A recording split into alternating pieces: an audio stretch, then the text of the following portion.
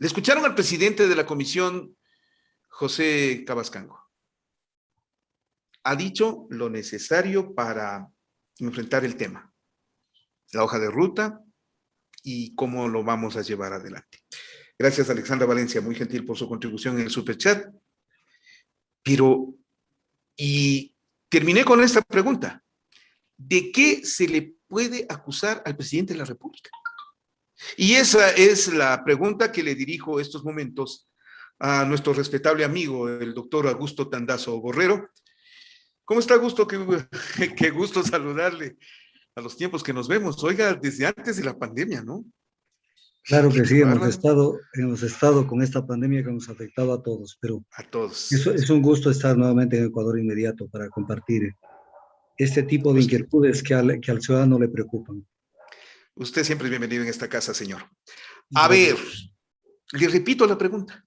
Augusto, ¿de qué se le puede acusar al presidente de la República? Su análisis es político y es jurídico. Doctor Tandazo. Sí, a ver, hay una cuestión que es importante tomarla en consideración.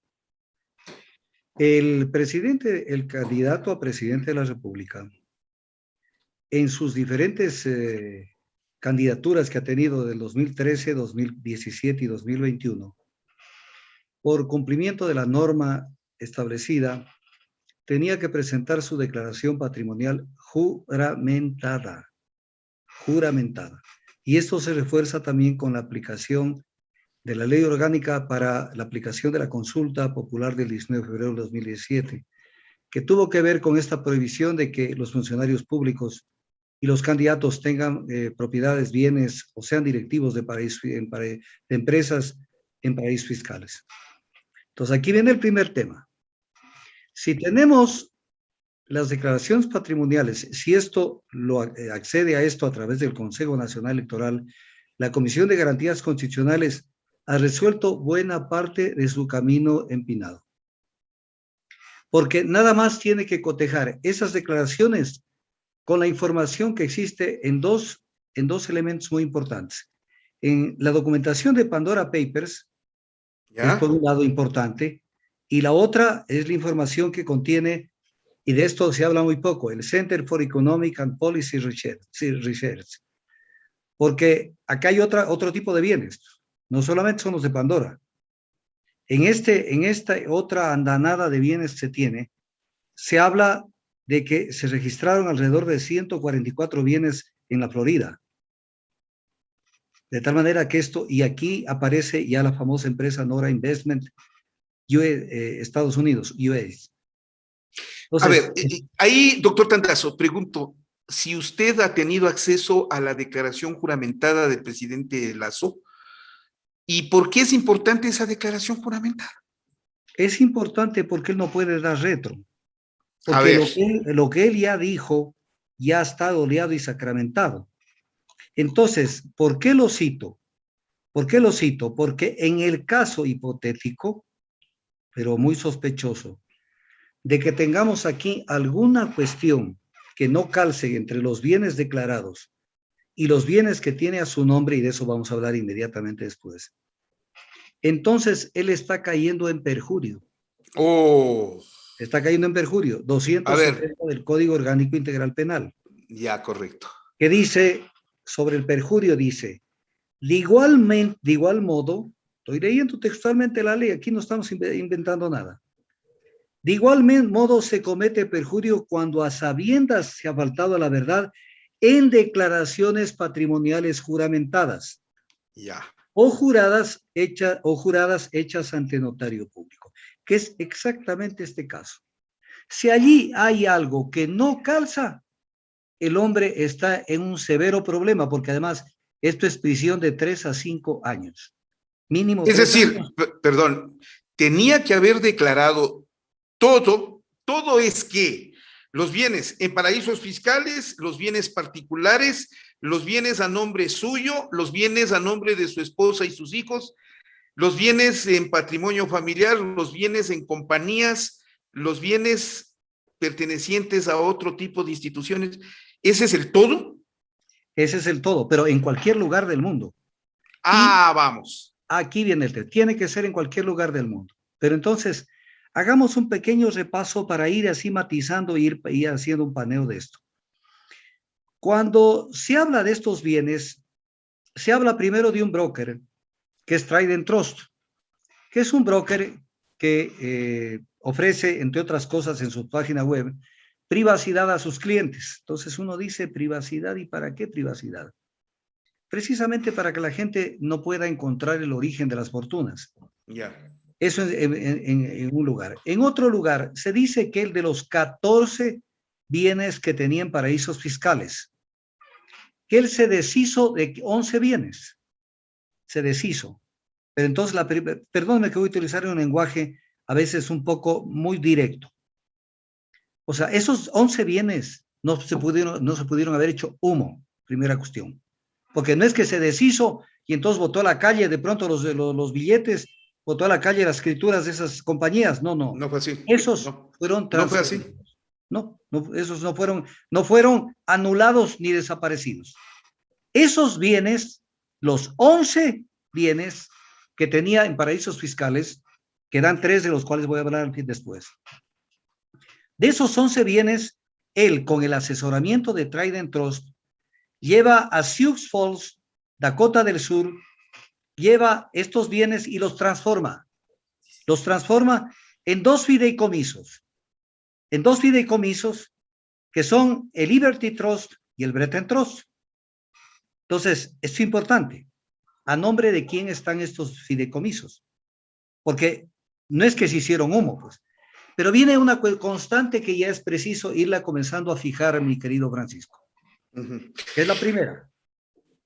Una persona se lleva el dinero al exterior porque no cree en su país, porque quiere tributar menos, porque tiene dinero mal habido, por cualquiera de ese tipo de razones. Ninguna de esas causas son santas, pero se lleva al exterior de esa manera. Pero si entre llevar a un estado o a un país en donde tribute, no digo que la pena sea venial, no sea muy grave, No. pero de todas maneras, es como decir, bueno, tenía miedo de tener su plata en el Ecuador, lo cual es no creer en el país y él automáticamente está siendo tachado de ser una persona que no cree en el país.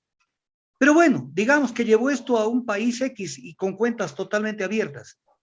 Pero él constituye esos 14 fideicomisos, con esos 14 empresas en offshores, constituye en paraísos fiscales.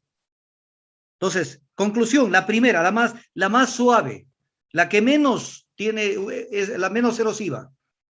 No quería tributar en el Ecuador y quería tributar algo mínimo en estos paraísos fiscales. ¿Por qué se llama la palabra paraíso fiscal? Paraíso no es no es donde le sacan el aire con impuestos, es donde prácticamente no le cobran impuestos. No paga impuestos. Entonces Ese es el punto. estamos ante el caso de una persona que no le gusta pagar impuestos, y menos en el Ecuador. Y luego cuando toma la decisión de convertir todos esas 11 empresas, convertirlas en los dos fideicomisos, que son el Liberty Trust y el Brethren Trust, no se los lleva a cualquier parte, pues. Se los lleva a Dakota del Sur, que es un estado de Estados Unidos que para este tipo de informaciones, de inversiones, no cobra impuestos.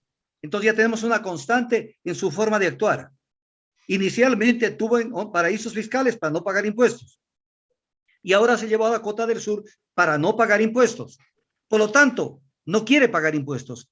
No tiene credibilidad y perdió legitimidad en cuanto a su proyecto de ley de crear impuestos en el Ecuador.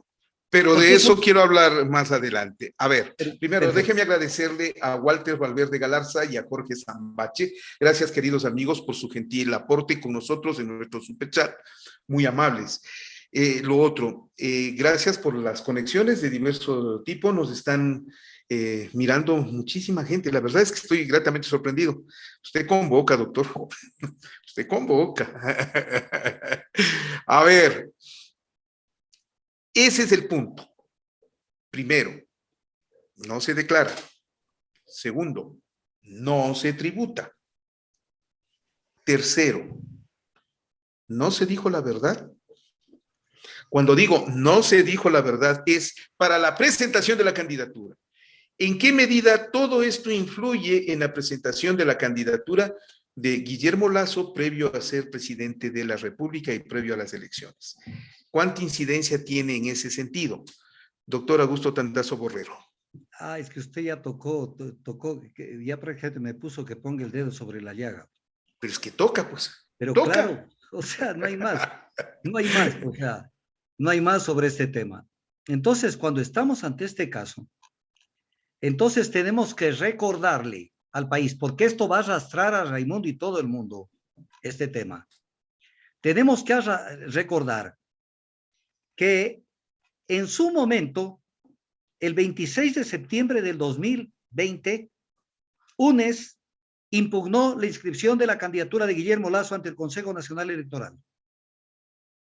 Y este proceso lo dilataron, se lo fueron llevando, lo manosearon para no enfrentar la verdad, porque ya se tenía conocimiento de bienes y capitales que tenía Lasso en paraísos fiscales. Y el Pleno del Tribunal Contencioso Electoral, que es ya la instancia final, el 14 de octubre del 2020 emite una sentencia de última instancia que desecha definitivamente la impugnación en contra del binomio integrado por Guillermo Lasso y Alfredo Borrero. Entonces, esto es importante porque si esto se llega a demostrar, que yo creo, estoy casi convencido que esto va hacia allá, por todo lo que vamos a seguir analizando, entonces esto va a tener que llevarse de la manito a la gente del Consejo Nacional Electoral y del Tribunal Contencioso Electoral. ¿Por qué?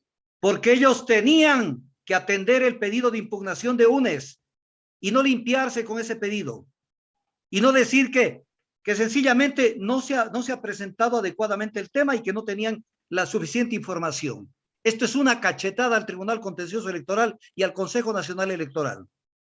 ¿Cuánto influyó que el candidato Guillermo Lasso sustente su afirmación en una declaración notarizada que la presenta al Consejo Nacional Electoral y al Tribunal Contencioso Electoral diciendo: yo no tengo dinero en paraísos fiscales, por lo tanto no tienen por qué molestarme ni molestar a su candidatura? Y esto fue aceptado por el Tribunal Contencioso Electoral. Claro, porque estaban en cualquier parte menos en revisar con un grado de imparcialidad los recursos que se presentan ante los órganos electorales, que siempre han hecho lo que les da la regalada gana. El 30 de octubre emitieron una sentencia, el Tribunal Contencioso Electoral, para que el Consejo Nacional Electoral recete la candidatura de Álvaro Noboa, y cayeron en desacato, y eso es un delito penal, y se diluyó el tema y nadie volvió a saber de este desacato, y el Consejo Electoral no cumplió la resolución del Tribunal Contencioso Electoral para beneficiar la candidatura de Lasso. Así fue. Porque si competía Álvaro Noboa, yo no digo que Álvaro Noboa hubiera pasado a la segunda vuelta, pero de seguro Lasso no pasaba a la segunda vuelta.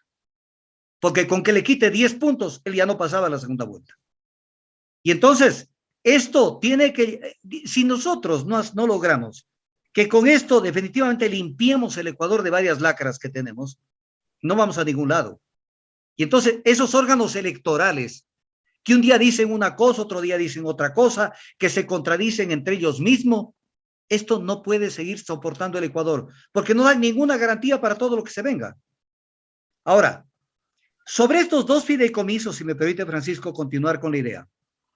Sobre estos Liberty Trust y Brethren Trust, que son los que están en Dakota, Lasso dijo: no tengo ninguna relación de propiedad, control, beneficio o interés de ningún tipo.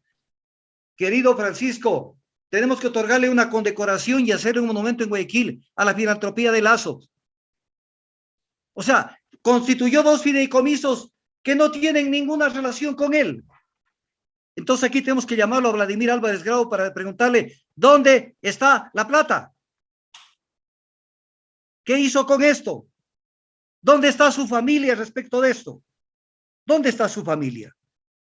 Entonces, luego viene el tema de las entidades que están activas. ¿Cuáles son las que están activas? La compañía Liberty Holdings EP, LP de Canadá. Banisi S.A., esto es importantísimo. Banisi S.A., que es el banco de Panamá, que dicho sea de paso, por si acaso, porque se están olvidando mucha gente, todo lo que está radicado en Panamá, Panamá es un paraíso fiscal. Correcto. Desde el Atlántico hasta el Pacífico, es un paraíso fiscal. Y Banisi Holdings S.A. de Panamá. Sobre estos fideicomisos de estos tres, Guillermo Lasso aseguró que su accionista principal de Banisi S.A., y esto también lo dice Pandora Papers y lo dice Infobae, que tiene mucha información sobre el tema, el accionista principal de Banisi S.A. del banco es Banisi Holdings S.A., el fideicomiso Banisi Holdings S.A. ¿Y quién es el propietario de Banisi Holding S.A.? El Banisi Holdings fue creado en el 2007 en Panamá. Fue creado y ahí está el dinero puesto a nombre del hijo. 2007 se lo aprobó. 2008 comenzó a funcionar como Banco de Guayaquil, Panamá, con ese nombre. Banco de Guayaquil, Panamá. Y en el 2010 cambió de nombre a Banco Banisi. A Banco Banisi, de tal manera que el razonamiento con él es directo. En febrero del 2014, el Banco de Guayaquil, único accionista de Banisi, vendió el 100% de sus acciones a Banisi Holding. Y en la resolución de la Superintendencia de Bancos de Panamá, publicada poco después, indicó que los directores de este holding, de este Banisi Holding S.A., del dueño del banco, eran Guillermo Lasso, María de Lourdes Alcíbar y Santiago Lasso Alcíbar. Y eso, a ver, deténgase ahí. ¿Y eso qué tiene que ver? ¿Por qué le pregunto eso? Porque es su familia directa. ¿Es su familia? ¿Qué tiene que ver la familia frente a este tema? ¿Y cuál es la implicación que la familia del señor Guillermo Lasso esté en el tema? Respetando a su familia, por cierto. Desde luego. A ver, sobre esto tenemos que ser muy puntillosos en lo que vamos a decir. Existe la ley para la aplicación de la consulta popular del 19 de febrero de 2017. O sea, esta ley está expedida, está vigente y nadie puede ignorarla.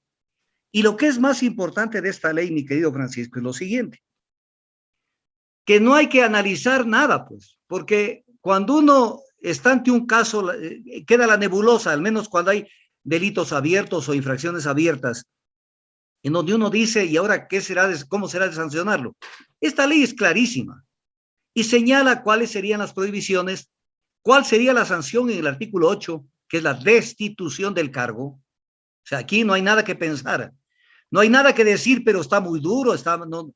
El artículo 8 dice, el incumplimiento de las disposiciones previstas en esta ley acarreará la destitución o pérdida del cargo de la persona que ostente una entidad de elección popular.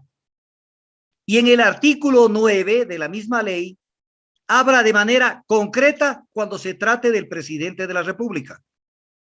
Y dice que, en este caso, el Pleno de la Asamblea adoptará la decisión que corresponda. Entonces, el tema no podemos irnos para ningún lado. Ahora, claro, en el artículo 4, que es un artículo clave de esta ley, habla de la prohibición de ocupación y desempeño de cargos en el sector público. Y aquí dice que las personas señaladas en el artículo 1 de esta ley, en el artículo 1 de esta ley, en el numeral 1 del artículo 1, son las personas que ostenten una dignidad de elección popular, caso del presidente Lasso. Y dice en el artículo 4, las personas señaladas en el artículo 1 de esta ley no podrán ser propietarios. Aquí viene la palabrita, Guillermo, Francisco, aquí viene la palabrita. No podrán ser propietarios directos o indirectos de bienes o capitales. Explíquese, a ver, deténgase ahí. Explíquese, directos e indirectos. O indirectos. O de cualquier naturaleza, dice, en jurisdicción de regímenes considerados como paraísos fiscales. No nos olvidemos que el banco sigue a nombre de Banisi Holdings. Luego dice una cuestión que es importante recordarla, porque por ahí nos van a salir con que sí, que él tenía, pero ya los bienes los dispuso, pero que él nada más ha tenido un cargo directivo.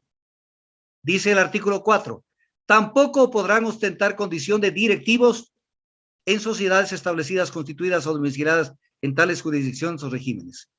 O sea, de ninguna manera. ¿Ah? De ninguna manera. O sea, no O sea, puede de ni ninguna manera, no propietario puede directo, tener. ni propietario indirecto, ni directivo. Y luego aclara la referencia a propietario indirecto.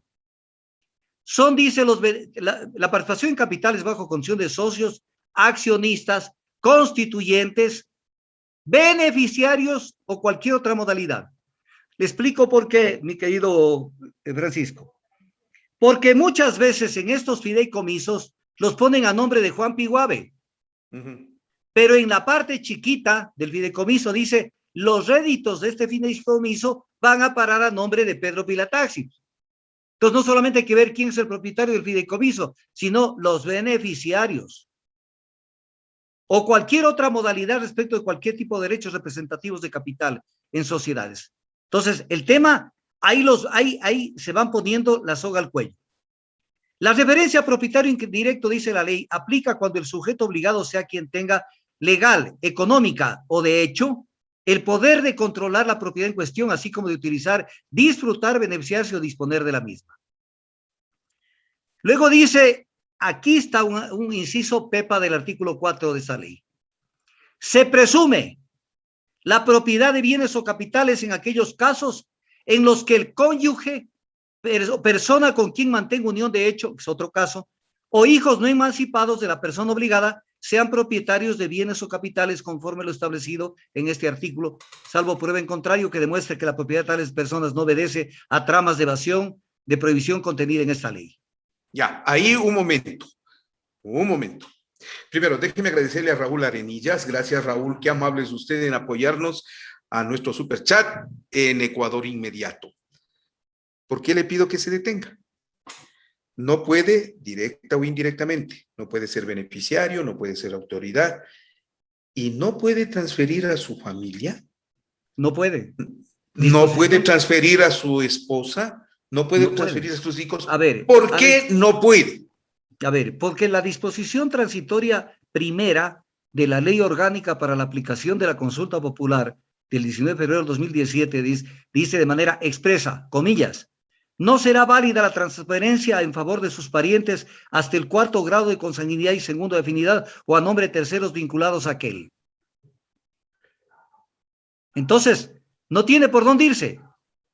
No tiene por dónde irse. Y luego en la misma ley le piden, reformando varias leyes, el Código de la Democracia, reformando la Ley Orgánica del Servicio Público, la Ley de Régimen Tributario Interno y una cantidad de más disposiciones que tiene que presentar la declaración juramentada sobre sus bienes y que no consten estos bienes en paraísos fiscales. Entonces el tema está complicado, pero esto me lleva a hacer otro análisis. El otro análisis es este.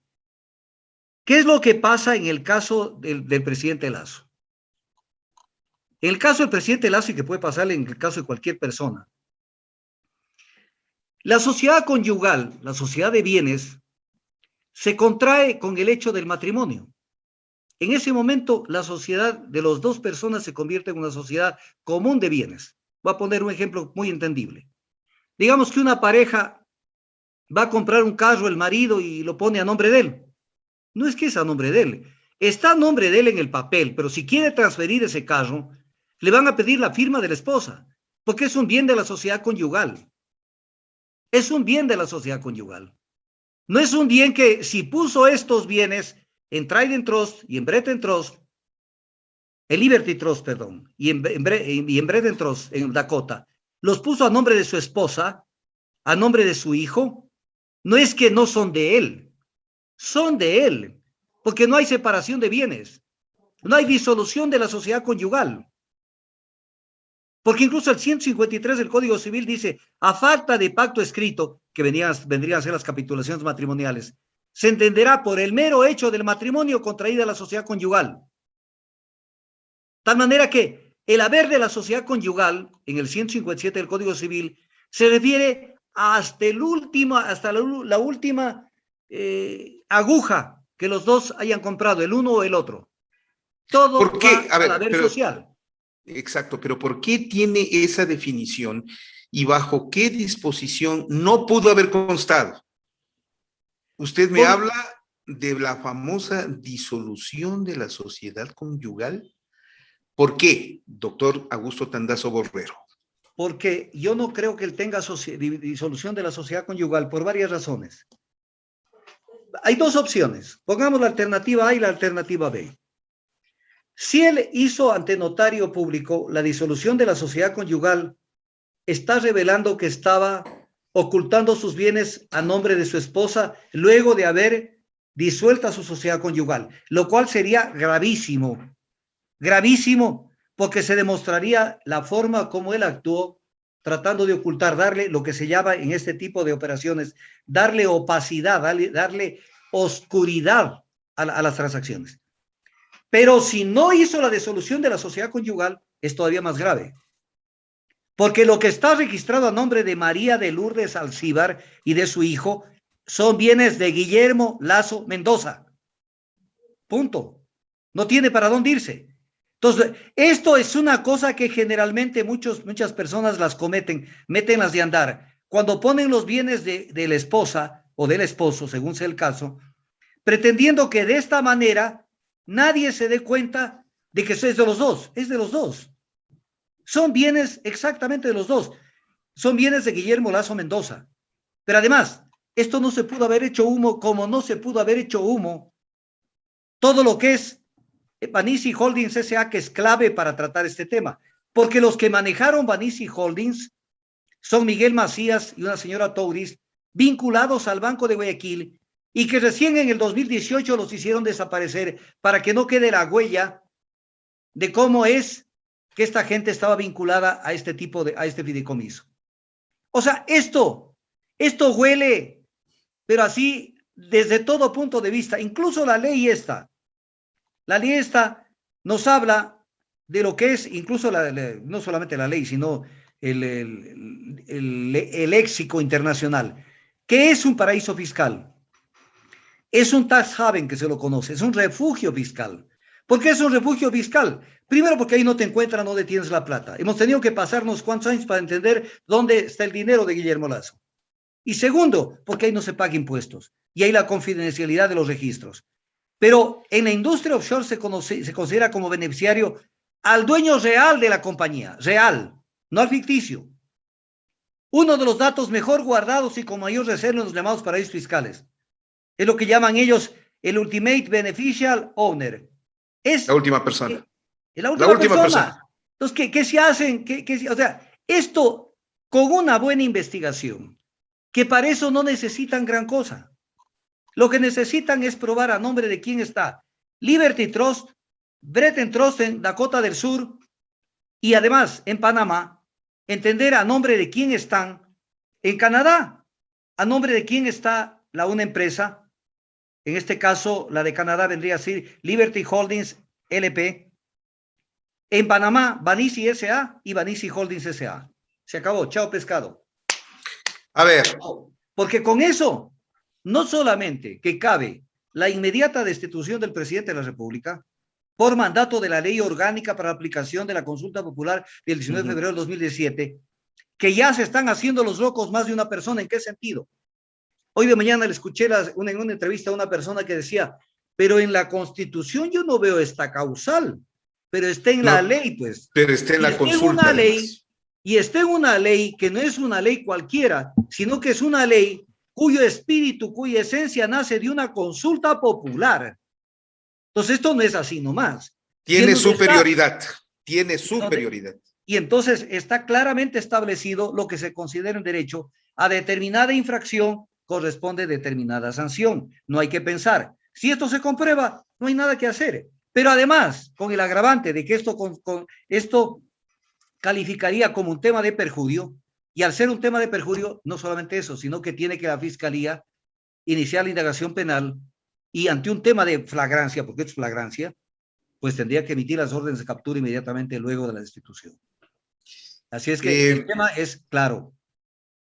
Gracias, Armando Segovia, por tu contribución con nosotros en el Superchat. Muy gentil, Armando, qué amable es usted. Pero a ver, uno de los argumentos para discutir el hecho de que el señor Lazo puede tener dinero en paraísos fiscales y que no sea ilegal, es que él no debe tributar en el Ecuador, o perdón la pregunta, o sí, a pesar de que usted tenga dinero en los paraísos fiscales, debe pagar tributos en el Ecuador porque la persona en sí tiene domicilio fiscal en el Ecuador?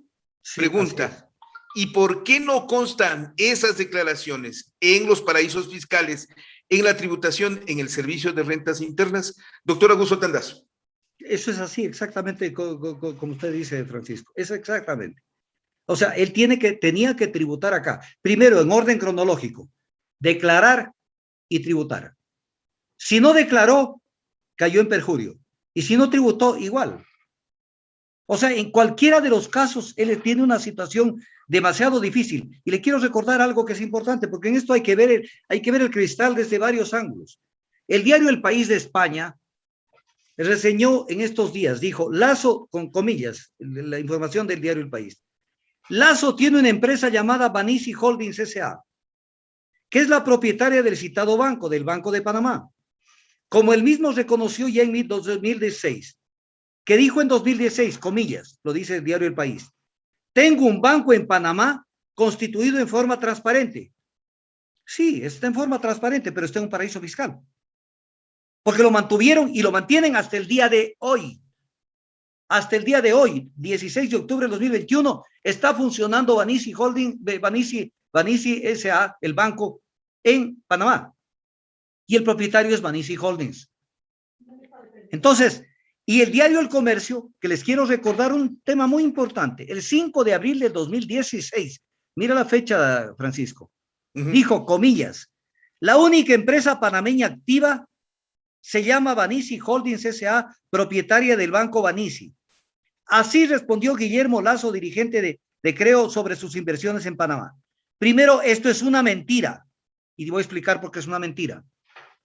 Porque él dice que una vez que se dictó la ley para la aplicación de la consulta popular del 19 de febrero de 2017, fecha posterior a la edición del diario El Comercio del 5 de abril de 2016. Fecha posterior, dice, como vi que se dictó esta ley, yo me deshice de estas inversiones que tenían los paraísos fiscales en 11 empresas. Entonces, ¿cómo es esto? Que antes de deshacerse de los 11, él y el 5 de abril de 2016 decía que la única empresa panameña activa es Banisi Holdings, cuando tenía las 11 más y tenía también el banco, que es el Banisi S.A. Entonces, son contradicciones que son demasiado evidentes. Y el comunicado de Lasso, que toma en cuenta el diario El Comercio para esta nota periodística del 5 de abril de 2016, dice el comunicado de Lasso, citado por el diario El Comercio, que diario El Telégrafo ha informado la existencia de compañías de bipropiedad en Panamá. La única empresa panameña activa se llama Banisi Holdings, propietaria del Banco Banisi, un banco formal con oficinas y dirección conocidas, debidamente autorizado por la Superintendencia de Bancos, que realiza actividades apegadas a la ley, un negocio legítimo. Pero dicen los papeles de los Pandora Papers que el Banco Banisi participan otros miembros de la familia de Lasso Mendoza. Entonces viene el tema. No sé si me hago entender. No, sí, hasta aquí clarito. 5 de abril de 2016, él declara a diario El Telégrafo y a diario El Comercio que la única empresa que él tiene es Banisi Holdings y en Panamá. Y luego declara que como se aprobó la ley después de la consulta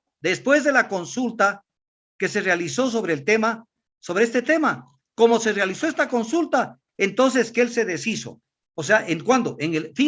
Esto está en otra nota, a fines del 2017. Entonces, ¿cómo es que se deshace de 11 empresas a fines del 17, cuando al diario El Comercio le declara el 5 de abril de 2016 que tiene una sola empresa en Panamá, que es Banisi Holdings? Porque las otras 11 estaban en Panamá. Esto es importante decirlo. Estaban en Panamá. A ver, doctor Tandazo, ¿de qué se le puede investigar y sancionar al señor Guillermo Lasso? Y hablo en lo político, bajo la figura de control político de la Asamblea, y en lo penal, bajo investigación que le corresponde a la Fiscalía General del Estado. En lo uno, son irregularidades consideradas en la Constitución. En lo otro, son irregularidades consideradas dentro del Código Orgánico Integral Penal. Explíqueme las dos cosas, doctor Augusto Tandazo Borrero. Primero, la primera que usted citó, Francisco, es posterior a la segunda. Lo primero es la resolución de la Asamblea Nacional con base en todo lo que se tiene que procesar sobre este tema. Y la destitución del presidente, el momento que no calce alguna de las informaciones que él tiene. Porque estaría ocultando bienes que no fueron declarados en el Ecuador. Y bienes que son originarios de los paraísos fiscales. Y la segunda, como conclusión de esto, como una especie de consecuencia de esto, es que la Fiscalía tiene que, en ese momento, iniciar el tema de perjurio. Porque sus declaraciones juramentadas fueron falsas.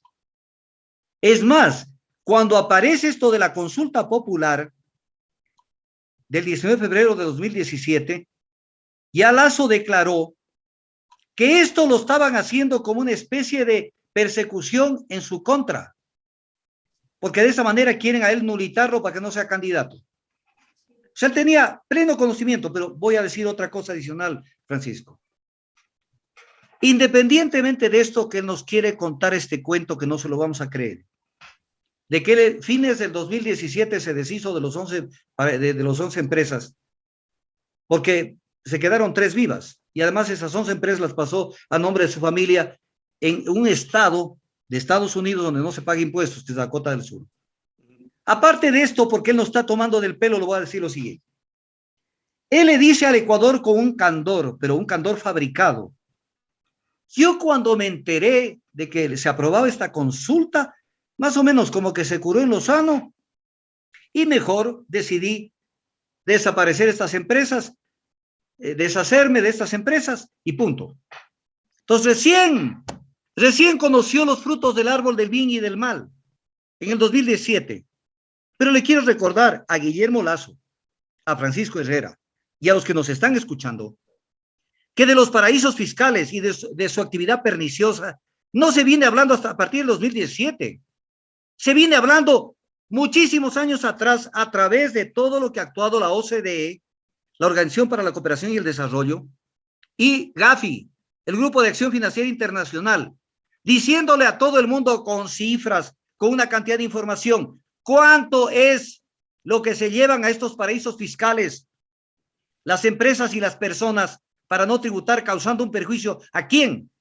A los países donde se genera la renta, porque es la ganancia que se genera donde nosotros es la que se la llevan afuera. Y entonces, no se enteró él, recién se entera que ha sido algo malo con la ley orgánica para aplicación de la consulta del 19 de febrero de 2017. Si él sabía y todo el Ecuador sabía, yo he tenido numerosas intervenciones sobre las políticas del Gafi, lo que pedía el Gafi, vino acá incluso el Gafi muchas veces, se entrevistó con el gobierno ecuatoriano y entre cosas sobre estos temas. Esto llamó al gobierno el presidente Correa de meter esta consulta popular, que no la metió, desde luego, hay que darles el beneficio de que lo hizo, pero también la metió porque el mundo estaba hablando de esto y hacían un llamado al mundo de que se dicten normas, leyes para limitar las actividades en los paraísos fiscales de este tipo de dinero golondrina que caminan a mansalva por el mundo. Y aquí quiero pararme para decir una cosa que es repugnante. Por ejemplo, Perenco nos sacó 435 millones de dólares en un arbitraje írrito. Fueron sinvergüenzas ellos y los jueces que los árbitros que se prestaron a esto con el arbitraje del Banco Mundial. ¿Y dónde estaba domiciliada Perenco? Que nos aplicaron el Tratado de Promoción de Inversiones con Francia, como que estaban radicados en Francia. Perenco estaba domiciliado en un paraíso fiscal en Bahamas. Ya. Ese es el gran problema. Que ahí se mete toda la mafia mundial para no pagar. Gracias, Omar Novoa, muy gentil por su contribución con nosotros. Gracias a ese super chat que nos están entregando. Para continuar con Ecuador Inmediato, quédese con nosotros. Estamos con el doctor Augusto Tandazo Borrero. Él es analista político y jurídico. Con todo y eso, déjeme que le pregunte, bueno, una parte. varios le están pidiendo en nuestro superchat si usted podría concurrir a la asamblea para asesorarles en este tema. Cuidado, lo mejor sería preguntarle si usted quiere ir, si es que no le llaman, porque a lo mejor no le van a llamar nunca. Han llamado a otras personas, especialistas y analistas. ¿Está usted entre esos especialistas y analistas? Y si no le han llamado, doctor Tandazo, ¿usted pediría ir? Yo no tengo ningún problema. Yo si algo me sobra es actitud para defender los intereses del país. Yo no me arredro ante nada ni ante nadie. Yo no tengo ningún problema. Que abran ellos la puerta. Cuando la Asamblea Nacional me ha invitado, que sí lo ha hecho en otras ocasiones, para hablar sobre algunos temas, yo he ido. Claro que no han atendido lo que uno les dice, dependiendo de la mayoría que tienen. Hoy ventajosamente creo que va a haber una mayoría sustanciosa como para prestar oídos a lo que vamos a decir. Pero esto no hay problema. Yo no tengo ningún problema. A ver, no tengo ningún problema. Correcto. En términos jurídicos, ¿qué puede ocurrir con el presidente Guillermo Lasso después de toda esta serie de presumibles inculpaciones que tendría? ¿O destitución o juicio político? No, destitución. Destitución. Eso es lo que ¿en qué consiste o cómo sería la destitución? Términos jurídicos, doctor Augusto Tandazo. Tenemos que leer la ley orgánica para la aplicación de la consulta popular, la ley orgánica para la aplicación de la consulta popular del 19 de febrero de 2017. Y esa ley orgánica nos señala el camino de manera absolutamente clara. ¿Qué es lo que nos dice el artículo 9 de esta ley? El 8 nos dice que serán destituidos. Lo dice, vuelvo a leer el 8. El incumplimiento de las disposiciones previstas en esta ley acarreará la destitución o pérdida del cargo de la persona que ostente una dignidad de elección popular. Más claro no canta un gallo. Y el 9 nos habla del procedimiento. ¿Qué es un procedimiento que lo dictan? Que es un procedimiento totalmente rápido.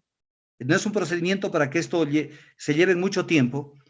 Dice que la Contraloría General del Estado iniciará un examen especial y que en el término de 60 días, término, no plazo, por lo tanto hay que contar los fines de semana y los días feriados, 60 días término, que ejercerá el derecho a la defensa del servidor y en el término de 5 días adicionales, la Contraloría dictaminará el archivo del proceso o la destitución del cargo de la servidora o servidor público.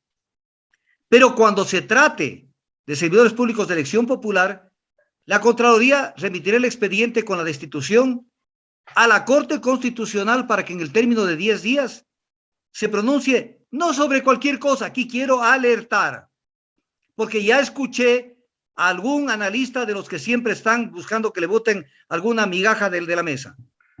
Dijo, pero en última instancia la Contraloría tendría que ver si esto procede o no. No, la Corte Constitucional dice que en el término de 10 días se pronuncie sobre ¿qué? Sobre el cumplimiento del debido proceso. O sea, que si le dieron el derecho a la defensa, que si le permitieron presentar los descargos. O sea, no si fue tramitado ordenadamente.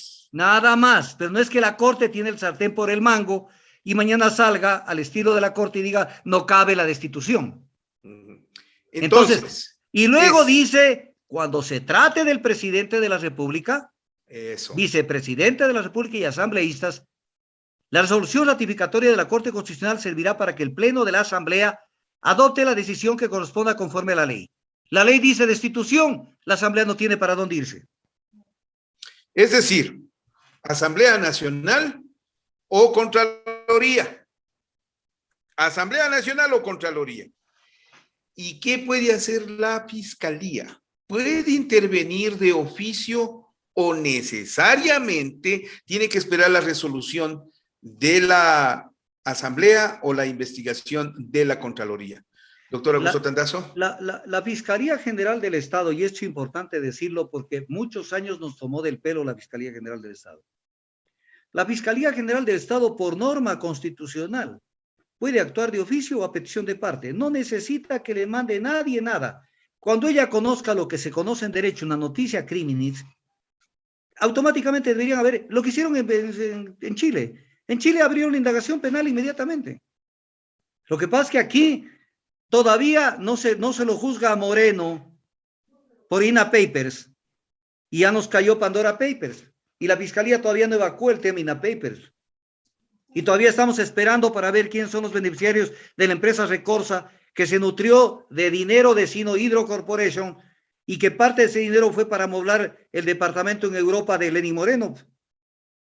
Todavía estamos esperando que den resultados, pero de todas maneras, yo pienso que con lo que se actúe, la fiscalía lo mínimo que va a tener que entrar es al tema del perjurio. Y a otro tema adicional, que no es el único.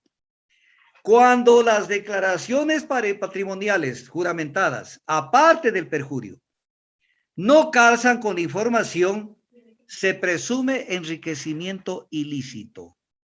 Y se tiene que abrir un cuaderno procesal penal para investigar, ahora sí, el tema de dónde vino la plata.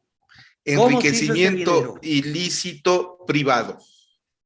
Privado. Permítame, gracias Flaco Fausto, así pone. Flaco Fausto, muchas gracias por su contribución con nuestro superchat. Gracias a todos quienes nos están apoyando a través de nuestro sistema. Ahora bien, hasta aquí estas figuras jurídicas. Déjeme que le plantee una figura política netamente.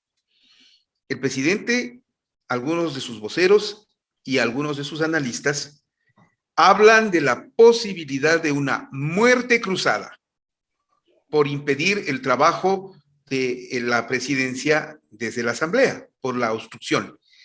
¿Puede la muerte cruzada interferir en esta investigación que lleva adelante la Asamblea? ¿Le beneficiaría al presidente? ¿Podría o debería hacerlo? Augusto Tandazo. El rato que él haga esto, su popularidad va a caer a cero. Quién sabe, la familia tendría que estar con él y nadie más. Y eso sería gravísimo porque ahí sí es posible que entremos a un estado de conmoción interna. Él no lo puede provocar al pueblo de esa manera. Pero permítame primero hacerle un análisis con su venia. Porque de esto se ha dicho mucho y se ha mentido al país. Artículo 21, numeral 15 de la Ley Orgánica de la Función Legislativa. En este artículo 21 se habla de las funciones de las comisiones, de las distintas comisiones de la Asamblea Nacional. Y de la Comisión de Fiscalización y Control Político dice que se responsabilizará de una cantidad de cosas y también de lo siguiente, comillas, y por Dios, pongan atención lo que voy a decir, de los procesos de fiscalización que el Pleno de la Asamblea y el Consejo de Administración Legislativa le asignen. De esto no se ha dicho mucho, porque no es que la Comisión de Fiscalización dice, esto me corresponde y esto es mío y solo mío, y me voy a hablar en la presidencia para que él me cuente a la oreja, al oído, lo que ha hecho con sus bienes. No, señor. El Pleno de la Asamblea, por norma legal, es el que asigna a la Comisión de Fiscalización los procesos de fiscalización. No es que tienen ellos directamente la potestad de asumir cualquiera de estos procesos. Eso en primer lugar. Y en segundo lugar, otro tema que es bueno porque también están creando confusión. Porque dicen más o menos esto. Yo estoy tratando de curarme en salud con todo lo que dicen los que están defendiendo a Lasso. El artículo 26 de la Ley Orgánica de la Función Legislativa dice, son funciones de las comisiones especializadas permanentes las siguientes. No hace señalamiento de la comisión de fiscalización, sino de las comisiones especializadas permanentes, de todas. Y dice en el numeral 3, recibir, analizar, procesar y tramitar las peticiones de fiscalización y control político a las funciones ejecutiva, electoral y de transparencia social y a los otros órganos del poder público. De tal manera que aquellos que dicen que en este caso la Comisión de Garantías Constitucionales no tiene vela en el entierro, están absolutamente equivocados, porque toda comisión puede llevar a cabo labores de fiscalización por mandato del artículo 26 de la Ley Orgánica de la Función Legislativa. Entonces aquí les tapando la boca a todos los que comienzan a especular a ver cómo defienden. A darle la vuelta. Para no dejarles chance. Ahora, si hay bloqueo... Quiero agradecer, permítame un segundo, antes de que se me vayan. Jorge Peñaranda, gracias, muy gentil Jorge. Gracias también a Boniop, Boni OP también por su contribución con nosotros. Gracias por lo que eso nos permite continuar en este espacio. A ver, vamos concluyendo, doctor. Vamos terminando. Déjeme que le pregunte esto que es indispensable. ¿Qué puede ocurrir si se da un proceso de destitución del presidente de la República? El presidente de la República tiene que acatar la resolución de la Asamblea Nacional sin discusión alguna. No hay otro proceso de por medio. ¿Quién le sucede en el cargo y cómo se debe adoptar las medidas pertinentes frente al tema? A ver, él no tiene ninguna alternativa ante los casos que se le puedan venir. Primero, señalemos con precisión cuáles son los casos que se podrían dar dentro de esto para tenerlo más o menos claro en lo que es la muerte cruzada. En lo que es la muerte cruzada, para que el ciudadano común tenga claro en qué consiste esta disposición. Primero, en el caso de la muerte cruzada, adoptada por la Asamblea Nacional, la Asamblea Nacional podrá destituir al presidente de la República en los siguientes casos: por arrogarse funciones que no le competan constitucionalmente. Y de esto tiene material el que quiera a la Asamblea Nacional. Lo que pasa es que no les han dado la gana de verlo. Ejemplo: mediante el reglamento de la ley de arbitraje y mediación, violó la Constitución. Mediante el decreto 95, violó la Constitución. Entonces, causales hay allí. Pero dice previo dictamen favorable de la Corte Constitucional. Entonces, con esa Corte Constitucional, en donde en el tema del CIADI nos quedó debiendo el santo y la limosna, no se puede confiar mucho en esa Corte. Segunda causal: por grave crisis política y conmoción interna. Son dos causales. Son dos causales por parte de la Asamblea Nacional, en donde se requieren las 2/3 partes de los votos, que creo que hoy sobran. Hubieron 105 votos para conformar la comisión. De tal manera que es un caso. La muerte cruzada por parte del presidente de la República tiene 3 causales. Cuando su juicio se hubieran arrogado funciones que no le competan a la Asamblea Nacional constitucionalmente. Igualmente previo dictamen favorable de la Corte. En ambos casos de arrogación de funciones que no les competa constitucionalmente, en los 2 casos de muerte cruzada, se requiere el dictamen de la Corte. Y luego dice: o si de forma reiterada e injustificada obstruye la ejecución del Plan Nacional de Desarrollo o por grave crisis política y conmoción interna. A ver, la primera, ¿de qué le pueden acusar a la Asamblea? Que se ha arrogado competencias inconstitucionales. No lo pueden. ¿Qué ha hecho la Asamblea? No. Nada. Más bien ha perdonado la vida y han sido muy condescendientes. Que ha obstruido la ejecución del Plan Nacional de Desarrollo. La Asamblea, con buen criterio, porque yo me di cuenta de lo que estaban haciendo, y igual no insistí en hacer opinión sobre eso. La Asamblea, pese a que Lazo tuvo la desfachatez de volver a mandar el programa, el presupuesto del 2021 y el plan cuatrienal, la Asamblea no tocó ese tema para que entre por el Ministerio de la Ley. Porque si tocaba, que era lo lógico que toque y le diga: señor, usted me vuelve a mandar el presupuesto intacto como yo se lo devolví, pero yo se lo devolví haciéndole una cantidad de observaciones.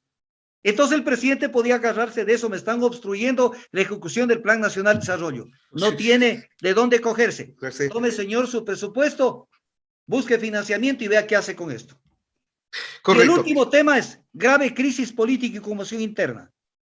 Tema que quien está creando esta grave crisis política y conmoción interna es el presidente de la República.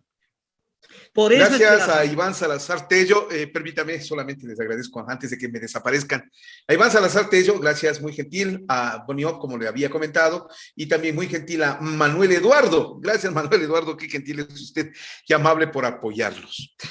Esta sí es la última pregunta. Entonces, déjeme que se le haga. Pero déjeme culminarle la contestación. Entonces, en esto de la grave crisis política y conmoción interna, ya la Asamblea tiene caminado algo del proceso, y le voy a explicar dónde tiene caminado, porque yo soy muy observador en las cosas que se hacen. Sí, eso se nota.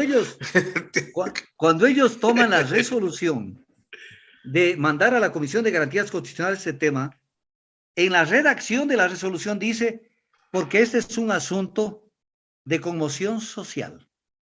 O sea, ya está precalificado el tema de conmoción social o interna por parte de en este caso, de la Asamblea Nacional. Por eso fue a la Entonces, comisión. claro, pero ya lo precalificaron. Porque no dijeron investigue para ver qué hay, sino porque este es un caso de conmoción Conmoción social. interna. Pero Claro. viene un tema que es importante decirle a la ciudadanía, porque hay más de una persona o con el corazón muy grande, o con candor, o con ingenuidad, o porque tienen pues este tipo de confusiones políticas que no terminan de entender que esta gente cuando mete las de andar tiene que ser sancionada. Hay un viejo principio que alguna vez me lo enseñó el doctor Milton Román Abarca, mi profesor de Derecho Penal, insigne profesor de Derecho Penal.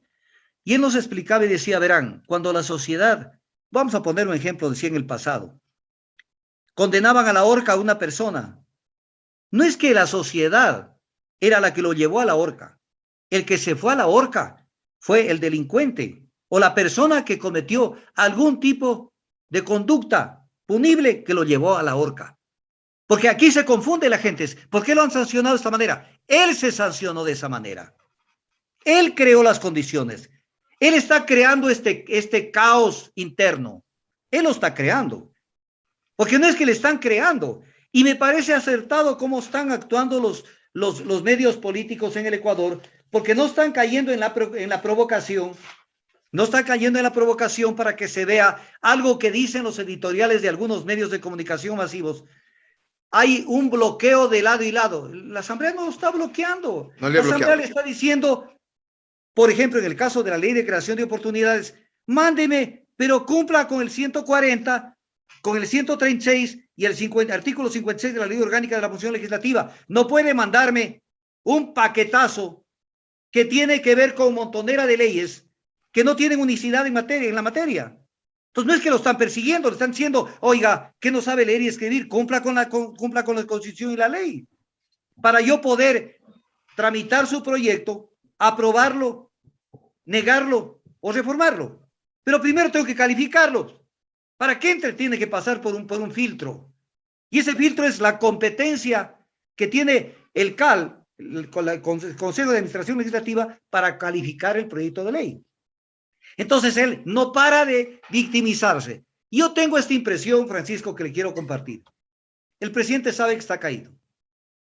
Sabe que está caído y está buscando cómo salir. Cómo salir victimizándose.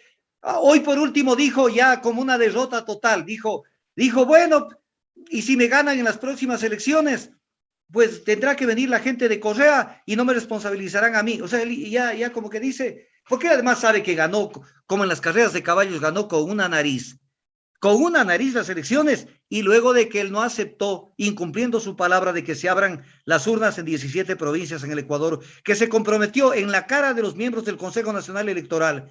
Y después no lo hizo. Y que no se cumplió, y que a uno de esos miembros lo hizo renunciar para llevarlo a que presida su comisión anticorrupción y a que esté junto a él como asesor, como es el caso de Luis Berrensoto. Entonces este país tiene que conocer la verdad, porque volvernos a dejar tomar del pelo, creo que no sería dable que el pueblo ecuatoriano se deje volver a tomar del pelo. Doctor Augusto Tandazo Borrero, muchas gracias. Muy gentil por haber compartido con nosotros. Nos hemos tomado un largo tiempo de una buena hora escuchándole a uno de los analistas políticos y jurídicos más importantes que tiene el país, sin duda. Gracias primero por compartir y luego gracias, señor, por su conocimiento. Es una explicación de lo que se puede venir al Ecuador. Y no hay nada mejor que no sea de la mano de la ley y del sentido común. Eso nos permitirá aclarar el panorama que en estos momentos se encuentra altamente conflictuado.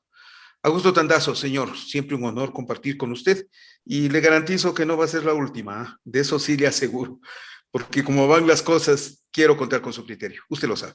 Gracias, Francisco, es un honor estar en Ecuador Inmediato, un medio que nunca ha bajado su bandera, que ese es nuestro deber como ecuatorianos. En las peores condiciones o en cualquier condición, tenemos que levantar la bandera de la verdad, porque el pueblo es la única forma de ayudarlo para que se enamore con los ojos abiertos y no cometa los desatinos de enamorarse con los ojos cerrados. Así es que para eso estamos aquí, y más bien muchas gracias y muy agradecido por su invitación, Francisco. El doctor Augusto Tandazo Borrero, este es en directo de Ecuador Inmediato. Ustedes, señoras y señores, déjenme que vuelva. Les agradezco a quienes nos han facilitado su donación en el superchat. Haga clic en el botoncito donde dice el signo de dólares y ahí usted puede hacer la donación para continuar adelante. Permítame, vuelvo en un momento más. Estamos en directo a través de Ecuador Inmediato.